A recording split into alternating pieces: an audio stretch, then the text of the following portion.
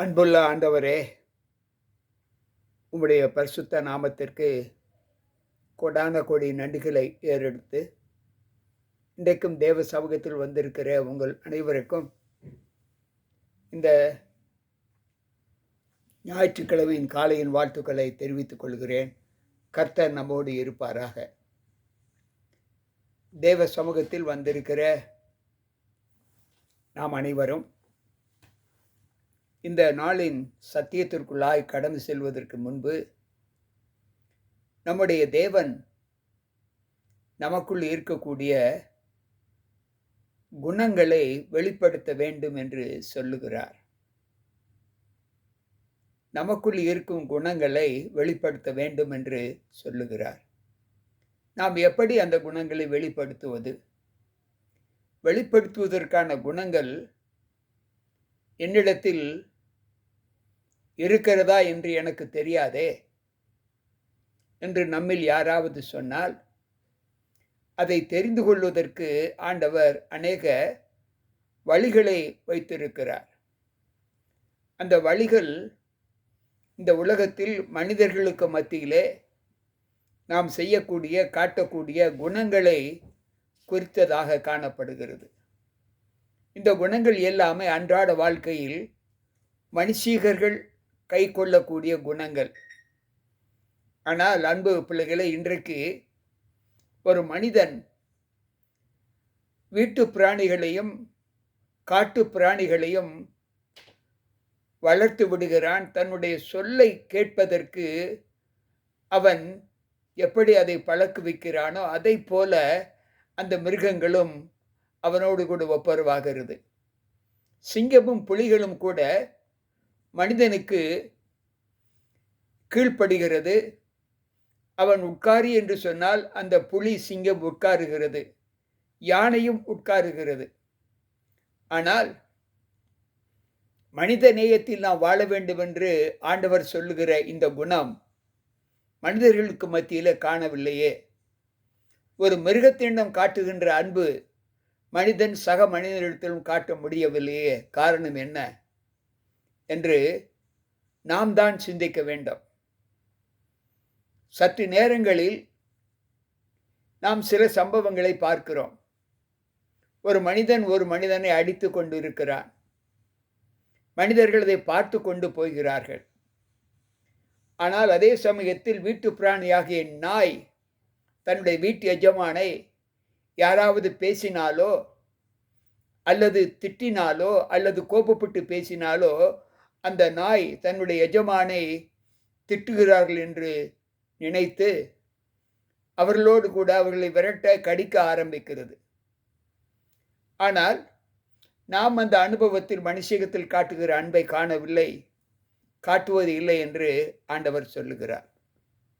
இதை குறித்து வேதம் சொல்லுகிற ஒரு வசனம் என்னவென்றால், இப்படி இருக்க சகோதரரே, நீங்கள் அதிக ஜாக்கிரதை உள்ளவர்களாக உங்கள் விசுவாசத்தோடு தைரியத்தையும், தைரியத்தோடு ஞானத்தையும், ஞானத்தோடு இச்சை அடக்கத்தையும், இச்சை அடக்கத்தோடு பொறுமையையும், பொறுமையோடு கூட தேவ பக்தியையும், தேவ பக்தியோடு கூட சகோதர சிநேகத்தையும், சகோதர சிநேகத்தோடு கூட அன்பையும் கூட்டி வழங்குங்கள் என்று சொல்லுகிறார். இன்றைக்கு இந்த வார்த்தைகளை நாம் எப்படி ஏற்றுக்கொள்ள முடிகிறது? ஆண்டவர் சொல்லுகிறார், நீங்கள் ஜாக்கிரதை உள்ளவர்களாய் உங்கள் விசுவாசம், அந்த விசுவாசத்தோடு நீங்கள் தைரியத்தையும், தைரியத்தோடு ஞானத்தையும், ஞானத்தோடு இச்சை அடக்கத்தையும், இச்சை அடக்கத்தோடு பொறுமையையும், பொறுமையோடு கூட தேவ பக்தியையும், தேவ பக்தியோடு கூட சகோதர சிநேகத்தையும், சகோதர சிநேகத்தோடு கூட அன்பையும் வாரி வழங்க வேண்டும் என்று சொல்லுகிறார். இந்த 8 குணங்கள் தான் மனுஷீக வார்த்தைகளாக, மனுஷீக ஜீவிதத்திலே நாம் கை கொள்ளக்கூடிய குணங்கள். இவைகள் நம்மிடத்தில் காணப்பட வேண்டும். தைரியம், அடுத்தது விசுவாசம், பின்பு ஞானம், பின்பு இச்சையடக்கம், பொறுமை, பின்பு தேவபக்தி, சகோதர சிநேகம், அன்பு. இந்த 8 குணங்களுமே நம்மிடத்தில் காணப்பட வேண்டும் என்று சொல்லுகிறார். அன்பு பிள்ளைகளே, இன்றைக்கு இந்த குணங்கள் நம்முடைய வாழ்க்கையில் காணப்படுகிறதா என்பதை நாம் சற்று யோசித்து பார்ப்போம். ஆண்டவர் சொல்லுகிற வார்த்தை, கர்த்தர் தேவ பக்தி உள்ளவர்களை ரட்சிக்கவும் அக்கிரமக்காரரை ஆக்கினைக்குள்ளாக தீர்க்கவும் அவர் அறிந்திருக்கிறார் என்று 2 பேதுரு 2வது அதிகாரம் 9வது வசனம் சொல்லுகிறது. இந்த குணங்களை பற்றி நாம் எப்படி அறிந்திருக்கிறோம்? அக்கிரமக்காரரை நியாய தீர்ப்பு நாளுக்கென்று வைத்திருக்கிறேன் என்று ஆண்டவர் சொல்லுகிறார். அப்படி என்றால் அவர்கள் இந்த குணங்களை முற்றிலும் அறியாதவர்களாக காணப்பட்டார்கள். விசுவாசம் என்பது என்ன என்றால், நம்பப்படுகிறவர்களின் உறுதியும் காணப்படாதவர்களின் நிச்சயமாய் இருக்கிறது என்று எபிரேயர் 11:1 நாம் வாசிக்கிறோம். அன்பானவர்களே, இன்றைக்கு ஆண்டவர் சொல்லுகிற இந்த வார்த்தை 2 பேதுரு 1 நாம் வாசித்தோம். 5 7 வசனங்கள் வரை வாசித்தோம். இந்த 8 குணங்களை நாம் பின்பற்றி நடக்க வேண்டும் என்று. அதில் முதலாவது விசுவாசம். விசுவாசம் என்பது எது? நாம் எதை நம்புகிறோமோ அந்த நம்பிக்கையின் மீது நம் விசுவாசத்தை காட்டுவதுதான் விசுவாசம். பார்ப்பதை நம்புவது நம்பிக்கை அல்ல.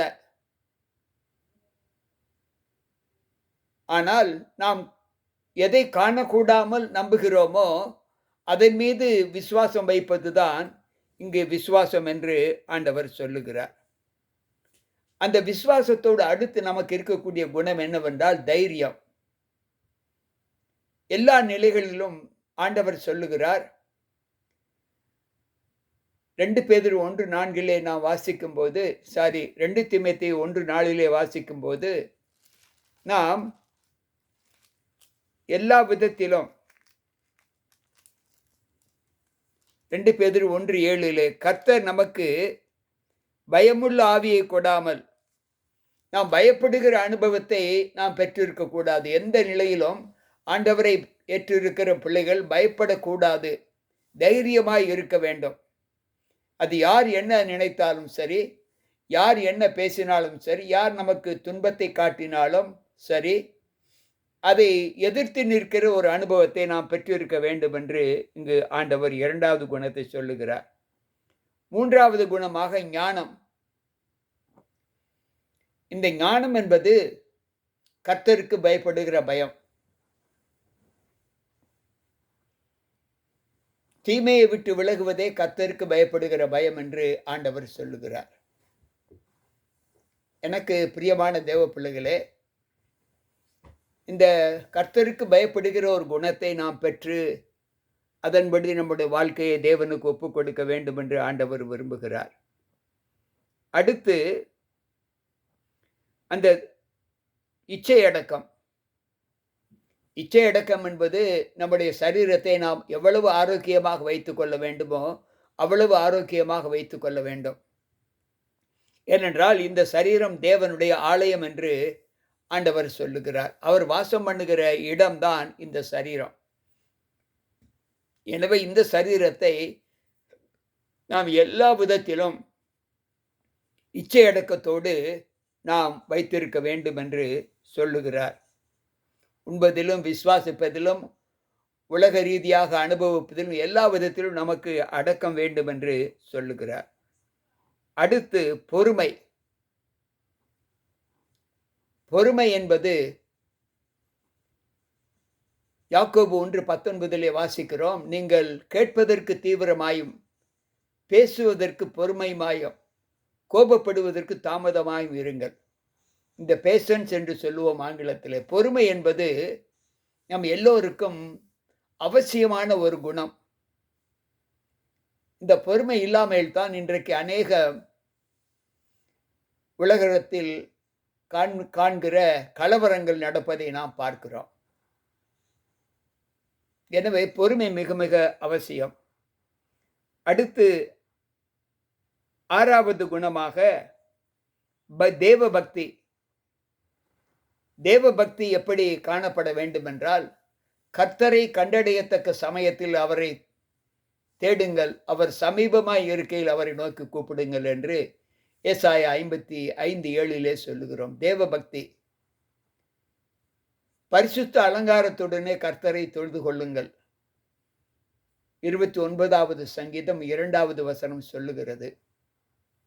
பயத்துடனே கர்த்தரை சேவியுங்கள், நடுக்கத்துடனே அவர் சன்னதி முன் வாருங்கள்.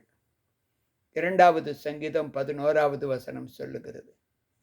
எனக்கு பிரியமான தேவ பிள்ளைகளே, இந்த அனுபவத்தை நாம் தேவ பக்தியோடு நாம் நம்முடைய சரீரத்தை பாவித்துக் கொள்ள வேண்டும். அதோடு 7வது குணமாக தேவ பக்தியோடு சகோதர சிநேகம்,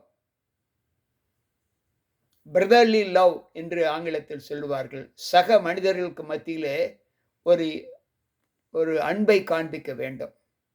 ஏற்றத்தாழ்வு காண்பியாமல், நாம் நிறம் மொழி பாகுபாடு பார்க்காமல், மனிதன் என்று சொன்னாலே நாம் அன்பை காட்டுகிற ஒரு அனுபவத்தை பெற்றிருக்க வேண்டும். ஏனென்றால் நம்முடைய தேவன் நம் மீது அவ்வளவு அன்பு காட்டினார், காட்டிக்கொண்டிருக்கிறார், காட்டுவார். 3 காலநிலைகளிலும் தேவன் நம்மிடத்தில் அப்படிப்பட்ட அனுபவத்தை காண்பிக்கிறார். எனவே அவருடைய பிள்ளைகளாகிய நாம் அன்புள்ளவர்களாய் இருக்க வேண்டும்.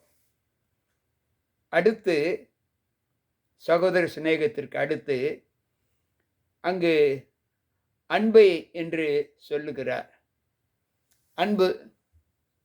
அன்பு என்பது இது மனுஷிக அன்பும் தெய்வீக அன்பும் கலந்தது. அன்பு என்று சொல்லும் போதே அன்பிற்கு பொறாமை இல்லாத ஒரு குணம், அன்பிற்கு பாகுபாடு பார்க்காத ஒரு குணம், அன்பிற்கு எல்லா நிலைகளிலும் நாம் கேடு செய்யக்கூடாத ஒரு குணம் இல்லாததுதான் அன்பு.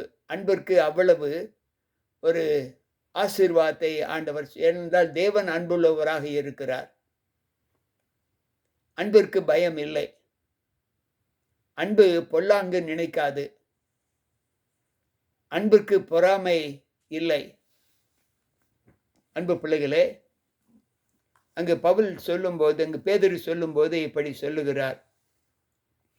இவைகள் உங்களுக்கு உண்டாயிருந்து பெருகினால் உங்களை நம்முடைய கர்த்தராக இயேசு கிறிஸ்துவை அறிகிற அறிவிலே வீணரும் கனியற்றவர்களுமாய் இருக்க ஒட்டாது. இந்த குணங்களை 8 குணங்களை நீங்கள் உங்கள் வாழ்க்கையிலே பெற்றிருந்தால், அதாவது விசுவாசம், ஞானம், பின்பு தைரியம், இச்சையடக்கம், பொறுமை,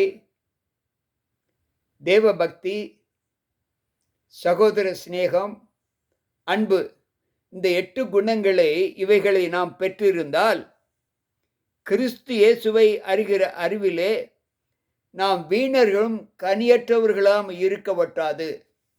எந்த சூழ்நிலையிலும் நம்மை கனியற்றவர்கள் என்று யாரும்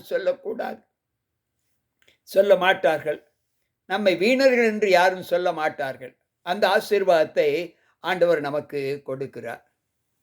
இவைகள் இல்லாதவன் எவனோ அவன் முன் செய்த பாவங்கள் அற தான் சுத்திகரிக்கப்பட்டதை மறந்து கண் சொருகி போன குருடனாய் இருக்கிறான். இவைகள் இல்லாதவர்கள் எவர்களோ அவர்கள் தான் புத்திகட்டவன் என்று அறியாமையிலிருந்து அவன் கண் சொருகி போன குருடனை போல் இருக்கிறான் என்று இங்கு ஆண்டவர் சொல்லுகிறார். எனக்கு பிரியமான தேவ பிள்ளைகளே, இன்றைக்கு இந்த சத்தியத்தை நாம் எப்படி ஏற்றுக்கொள்கிறோம்?